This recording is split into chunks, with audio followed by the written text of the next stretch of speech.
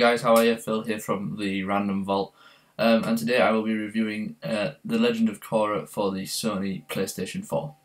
Okay, so before I go into this, I'd just like to warn you all of spoilers, because last thing I want is a load of keyboard warriors down at the bottom of the comments page. Oh, you didn't tell me there were going to be spoilers! So, spoiler warning, because we're going to start off the review with the story of the game. So the story starts off in the present time with Korra doing her usual Avatar thing, bending all four elements, trying to stop evil spirits. This plays on from the book where Avatar Korra just defeated the Dark Avatar Unalaq. After a little bit of a scuffle, Korra gets overwhelmed with the amount of dark spirits that are surrounding her, and then we fade to a blank screen. To find out how Korra got to this point, we have to go back a week. So we go a week earlier, and we are pro bending. Pro bending is the sport in the Avatar world which Korra partakes in. And you actually get to play a little bit of it, which I think is a really nice feature that was added to the game, and it was one of the main reasons why I was really looking forward to this game. Unfortunately though, the game does let her down because you can't play online pro bending, which I think would have been a lot more fun to get two other friends and all bend against everyone online. Anyway, back to the story. So after winning her pro bending match, Korra then starts to walk home, no doubt back to Air Temple Island, where she spots three guys in an alleyway. Looks a bit dodgy, so she decides to do her usual Avatar thing and jump right in. Two of the guys run off, and there's just this old weird guy left. So Korra, obviously being Korra, tries to help, make sure he's okay, and she ends up getting knocked out. So Korra begins to wake up. While she's waking up, she realises that she's in the presence of the old guy she saw in the alleyway and a load of a man's followers. She also realises when she tries to bend that she can't. The old guy then explains that he has blocked her bending. I'm afraid your bending is blocked, Avatar. Just like that.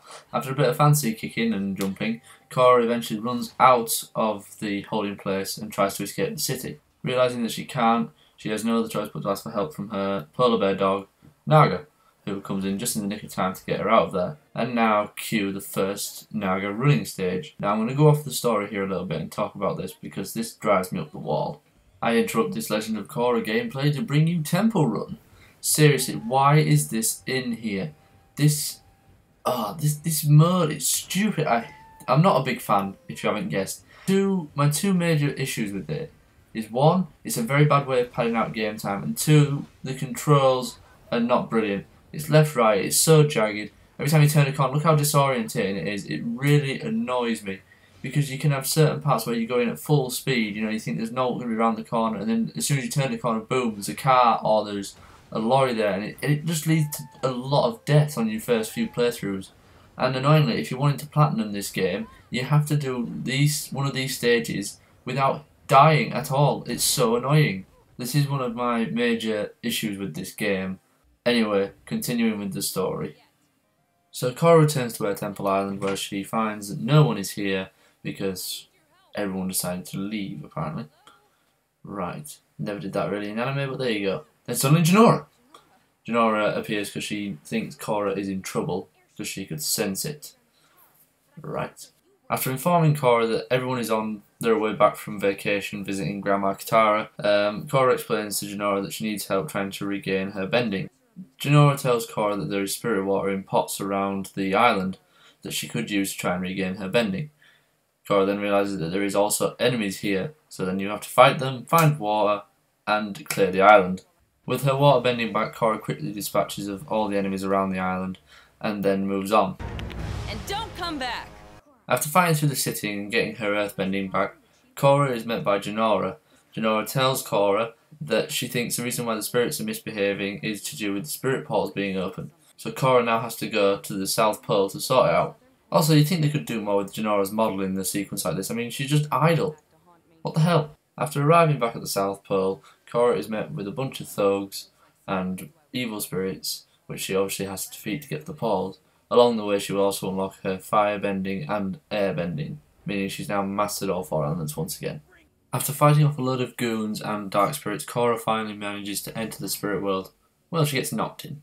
Anyway, she finally meets up with the old dude, the main villain of the game, and is about to throw down when he does this really awkward transformation. Well, I guess you could call it a transformation. I wouldn't. I mean, look, it's just this simple sequence where he explains that it's actually his brother. that Korra's past life defeated hundreds of years ago. Whoa! Now you will truly face the chaos. So after a bit of a rumble and a very boring final fight, Korra transforms into the Avatar state and pretty much begins to kick ass and turns the old guy in, well, she does that thing which she does with the spirits and makes him go in peace, if you will. And that's pretty much the story, which is another drawback to this game because it doesn't really tie in with the anime series at all. You know, it's just sort of like an add-on bit. It's like, oh, let's make a game, quickly think of a story, which is a really annoying thing because I enjoyed playing the game, apart from the Naga running stages, obviously, but it wasn't that bad. I mean, I know it got a lot of hate for what it is, but I actually quite enjoyed it. Once you level up and you can start doing all these combos, the game becomes really fun. And also being able to transform into the Avatar state once you've fully finished the game, like once you finish this level you actually unlock a item in the shop which lets you transform into the Avatar state, which pretty much just decimates everything, which is always fun to do. So yeah, overall story is a letdown because I think it's too short and it doesn't tie in with the anime series properly. And the final boss is a bit of a bore because it's just tedious, it's quite boring. This was the most fun part, but unfortunately it's a sequenced part, so it's not great, but I suppose it's alright, it's for cinematic effect really. But yeah, that's going to be my final views on the story really. Moving on to controls and gameplay as soon as the final sequence is finished.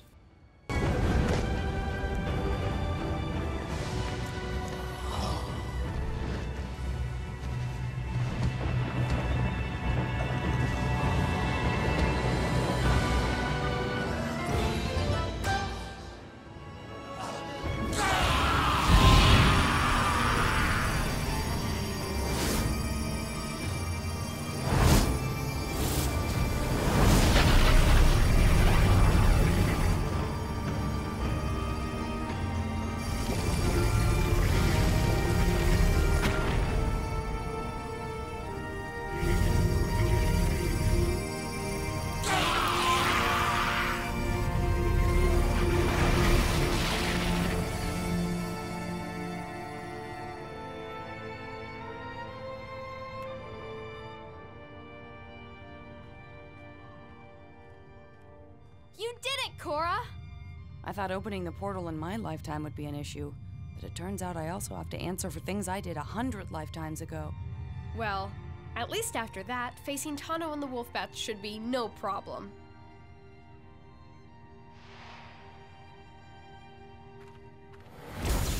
So yeah, I think the game controls really well. I like the fact that you can pull off a lot of combos once you're leveled up. And I'm going to have to say, I think they captured the actual elemental bending quite well. I mean, just switching between Korra's different styles, air, fire, water and earth, you can see that her form changes and the way she fights changing, which is really nice. I've gone quite detailed with that. The controls are smooth, there's no sort of lag. Granted, a lot of the time you are button mashing because it's just the easiest way to kill a large group of enemies. But I suppose easy come, easy go. Like I said, the only issue I have with controls is in Naga's running stages when it's just too jerky for me. Personal opinion though, I suppose. Into gameplay, the game has obviously the story mode, which I've already been through, and then there is the pro bending mode. Pro bending, really good, but like I mentioned at the beginning, the only drawback is you can't play online and play with your friends. I think that would have been a feature that would have set the game a little bit higher in my eyes, and no doubt in a lot of viewers' eyes as well. Overall, game is great, it looks good, controls well, story's a bit of a letdown. So I think my overall rating of the game is going to have to be a 8 out of 10. Good game. If you're a fan of the series, definitely pick it up, play it, I think you'll enjoy it. And if you're not a fan of the series, I'd avoid it, mainly because you won't understand most of the concepts of the game. It is more for the hardcore fans.